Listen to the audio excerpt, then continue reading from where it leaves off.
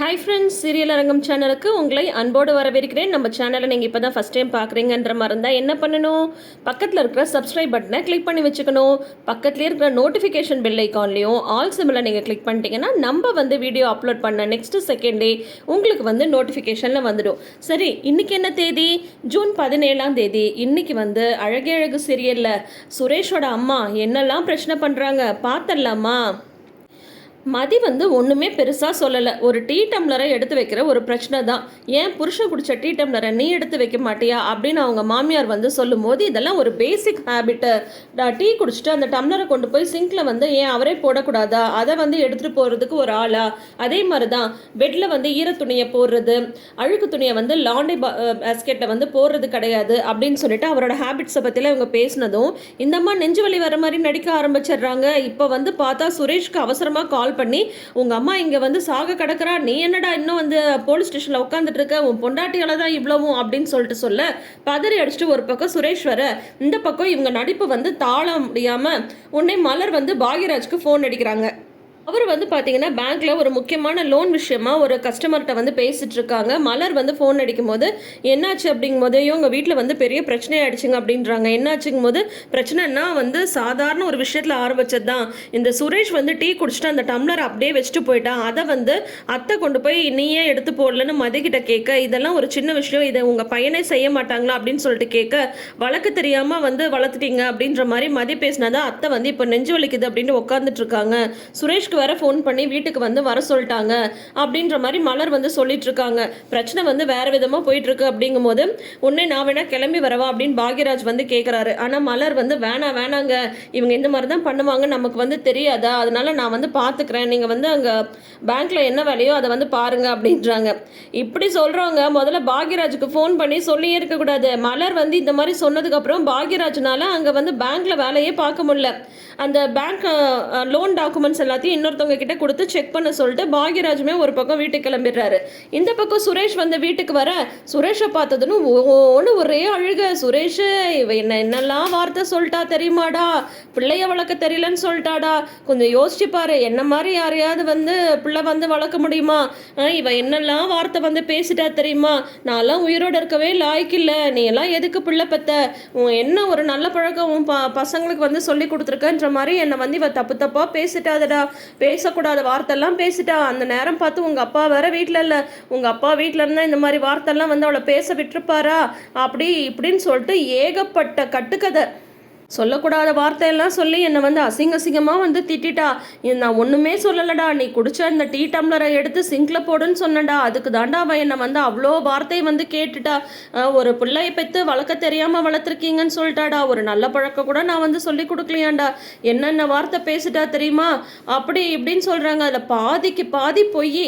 மலர் அப்படியே முழிக்கிறாங்க. ஐயோ, இதெல்லாம் மதி சொல்லவே இல்லைன்ட்டு, நான் இந்த மாதிரிலாம் பேசவே இல்லை அப்படின்ற மாதிரி மதி சொல்கிறாங்க. பாருடா, உன் முன்னாடியே என்னை அதட்ட அப்படின்ற மாதிரி அதையும் சொல்ல ஆரம்பிச்சிடுறாங்க. கூட வேற அவங்க அப்பா வேற சேர்ந்துக்கிறாங்க. ஒரு பொண்ணு இப்படிதான் கொஞ்சம் கூட மாமனார் மாமியாரை மரியாதை இல்லாம பேசுவாளா? உங்க அம்மாக்கு ஏதாவது ஆயிடுச்சுன்னா யாருடா அது திருப்பி தர முடியும்? கொஞ்சமாவது புருஷன் வீட்டு ஆளுங்களை மதிக்க தெரியணும். என்னதான் பிள்ளைய வளர்த்துருக்காங்களோ, முதல்ல அவங்க அப்பா அம்மாவுக்கு ஃபோன் பண்ணி நான் வர சொல்கிறேன் அப்படின்னாது, எங்கள் அப்பா அம்மாவெல்லாம் கூப்பிடாதீங்க, எதுக்கு இப்போ அவங்கள கூப்பிட்டுட்டு இருக்கீங்க, இப்போ எதுக்கு தேவையில்லாமல் இந்த மாதிரி சீன் போட்டுட்டு இருக்கீங்க அப்படின்னது சுரேஷ்க்கு கோவம் வந்துடுது. என்னது, எங்கள் அம்மா நெஞ்சு வலியில் துடிக்கிறது உனக்கு சீன் போடுற மாதிரி இருக்கா? ஒரு நாள் கூட வீட்டுக்கு அடங்கி நீ நடக்கவே மாட்டியா அப்படின்ற மாதிரி சொல்லிட்டு இருக்காங்க. மலர், நீயும் பார்த்துட்டு தானே இருந்த, உண்மையை சொல்ல அப்படின்னு சொல்லும்போது மலர் சொல்ல வராங்க.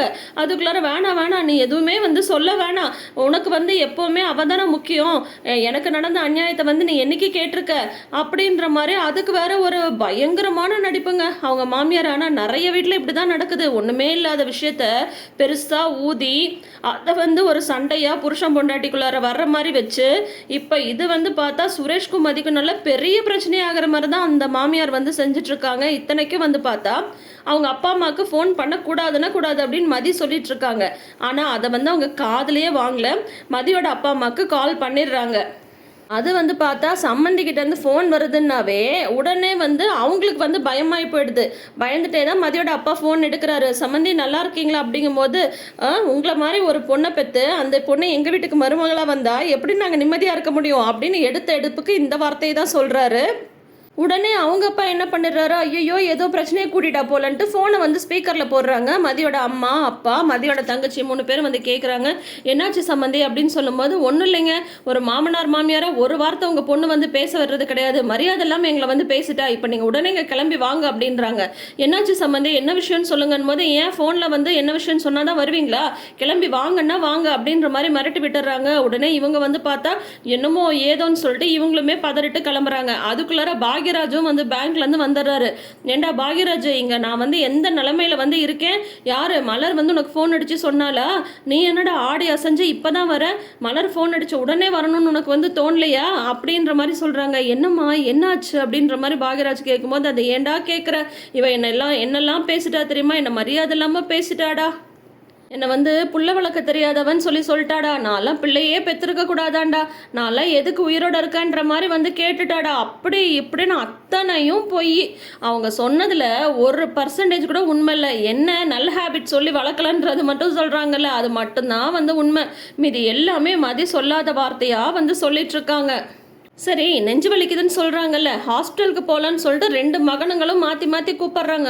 நான் ஹாஸ்பிட்டலுக்குலாம் வரமாட்டேன், ஒரு நியாயம் தெரியாமல் நான் இங்கேருந்து கிளம்பி வரவே மாட்டேன் அப்படின்னு சொல்லும்போது, எதுக்கு முதல்ல இந்த மாதிரிலாம் அம்மாட்ட பேசின, முதல்ல மன்னிப்பு கேளு அப்படின்னு சொல்கிறாங்க. நான் எதுக்கு மன்னிப்பு கேட்கணும், நான் இவங்க சொல்கிற மாதிரிலாம் எதுவும் சொல்லவே இல்லை, நான் பண்ணாத தப்புக்கு நான் எதுக்கு மன்னிப்பு கேட்கணும் அப்படின்னு சொல்லிட்டு இப்போ மதி வந்து சொல்லிட்டு இருக்காங்க.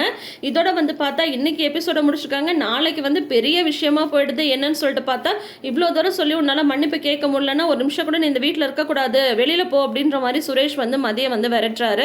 அந்த மாதிரியான ஒரு சீக்வன்ஸ் தான் நாளைக்கு வந்து நடக்க போகுது. இது வந்து பார்த்தா உண்மையிலேயே சொல்கிறேங்க, இந்த மாதிரி ஒரு மாமியார், அப்புறம் பாக்யம் மாதிரி ஒரு அம்மா, பாண்டியன் ஸ்டோர்ஸ் பாக்யம் இருக்காங்கல்ல, தங்கமயிலோட அம்மா, அந்த மாதிரி ஒரு அம்மாலாம் இருந்தாங்கன்னு வைங்களேன், அந்த பொண்ணுங்களோட வாழ்க்கை வந்து அதோ கதி தான். ஏன்னா அவங்களும் நிம்மதியாக இருக்க மாட்டாங்க, அந்த பொண்ணுங்களையும் வந்து நிம்மதியாக இருக்க விட மாட்டாங்க. இல்லாத பிரச்சனையை இப்போ வந்து கூட்டிகிட்டு இருக்காங்க சுரேஷோட அம்மா.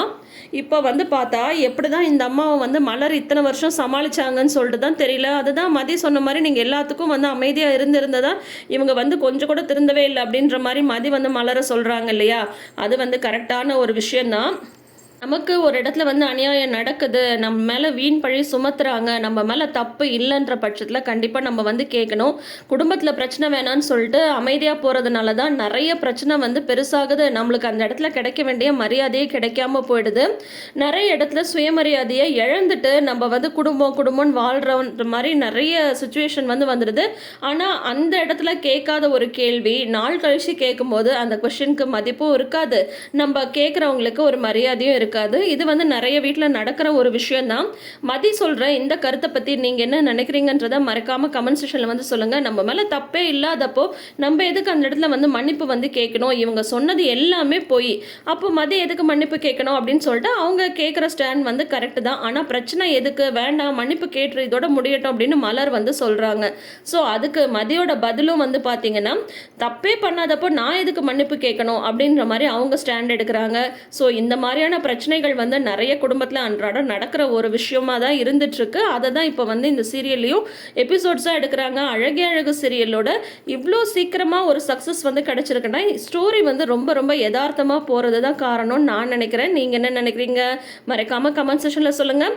நம்ம சீரியலை நீங்கள் வந்து பார்க்குறீங்க, வீடியோவை பார்க்குறீங்க, எல்லாம் ஓகே தான். அந்த வீடியோக்கு அப்படியே நீங்கள் ஒரு லைக் கொடுத்துட்டு சப்ஸ்கிரைப் பட்டனும் கிளிக் பண்ணால் நம்ம சேனலோட இம்ப்ரூவ்மெண்ட்டுக்கு இன்னுமே அது வந்து ஹெல்ப்ஃபுல்லாக இருக்கும். பண்ணுவீங்களா? கண்டிப்பாக இந்த சீரியல் அரங்கத்தை ஒரு நிறைந்த அரங்கமாக நீங்கள் மாற்றுவீங்கன்ற நம்பிக்கை எனக்கு இருக்குது. கூடிய சீக்கிரம் நீங்கள் என்னோட நம்பிக்கையை காப்பாற்றுவீங்கன்னு நான் நினைக்கிறேன். பார்ப்போம், ரசிப்போம், பகிர்வோம், தொடர்ந்து பயணிப்போம். நன்றி.